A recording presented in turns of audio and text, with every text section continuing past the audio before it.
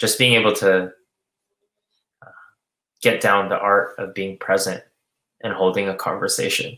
It's a powerful thing. It's a powerful human connection thing to really just hold a conversation with somebody. And it doesn't have to be 20-minute conversation. It doesn't even have to be a 10-minute conversation.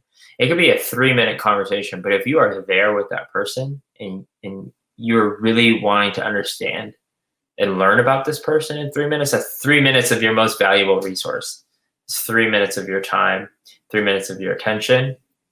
And I think that's ultimately people feel that.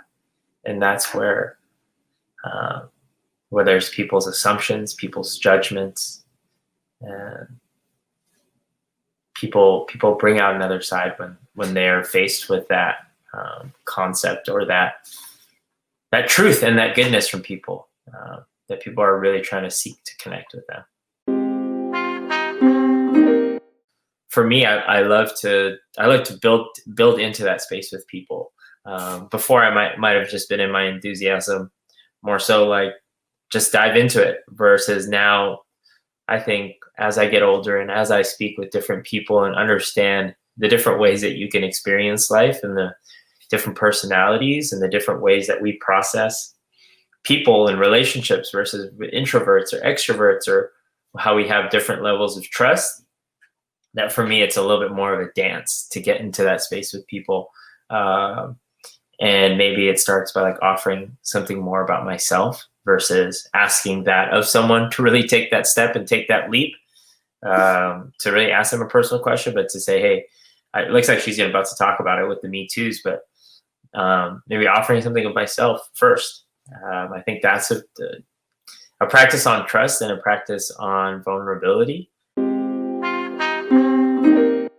The way that we have it in our society is completely built backwards, which is we're front loading, and our first communications with everybody is their opinion. Like everything is opinion based. If you watch news is about pundits now.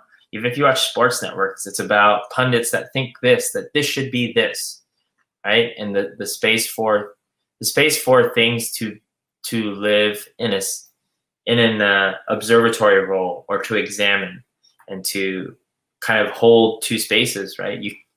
There's not really that space for it anymore. Those things are considered boring. One thing that we do, like when we do our events, is when people feel this kind of discomfort amongst each other, is like give them a task or give them something that's external from themselves, that don't place the focus on each other, but place the focus on this external thing, giving a task. Maybe people are playing a game. People have to finish something with each other. They have to create something with each other. Then you see, instead of being a stranger, you see someone that is in collaboration with you, someone that you have to work with, right? And you're not worried about what are these boundaries? What is this? Like, I have to do this. I have to get this done. And I'm working with this person.